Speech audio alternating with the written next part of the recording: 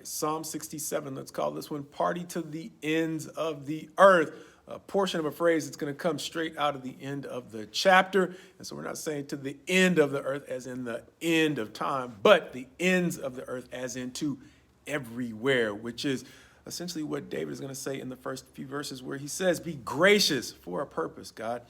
that your saving power may be made known to all the nations, understanding that God willing, what he is offering will cause them to praise, cause the people to not only praise and rejoice, but rejoice in the fact that he is bringing equity in his judgments to everywhere, places where you might not ordinarily be able to expect equity in judgment. And finally,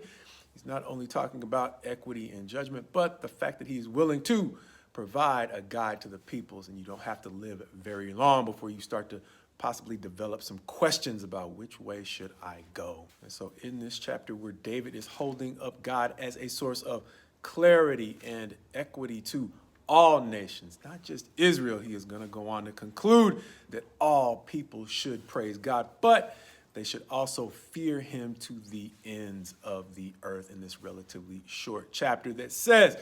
just as he suggests we should fear him to the ends of the earth, don't forget where it started, where once again it reads in verse 1, may God be gracious to us and bless us and make his face to shine upon us,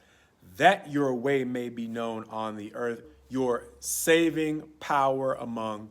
all nations, which reminded me of times past when David has talked about going beyond the fact that God has saved him or pulled him out of difficult situations, some the result of his enemies' attacks, some David's own self-inflicted wounds. But one of the things that David reminded us of is God's desire not only to save us out of the messes that we sometimes have created for ourselves, but his desire to restore our honor, understanding that some of the things that we do can bring us into great shame. And so it shouldn't surprise us that, as we saw in the previous chapter, David describing the ways in which God has not only blessed his soul, but the ways in which he has cleansed his soul. It's not simply so he can show him off as a display ornament, but so that he can restore David's honor in ways that David can't do for himself. And so likewise for us, there are times when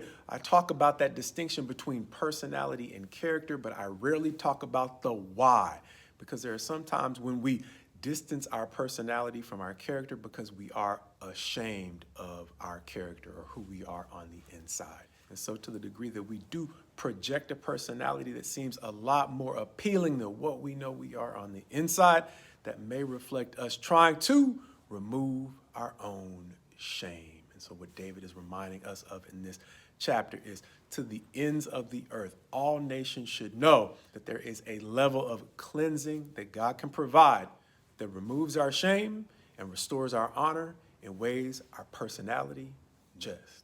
can't. Places of honor he seeks to counsel us into if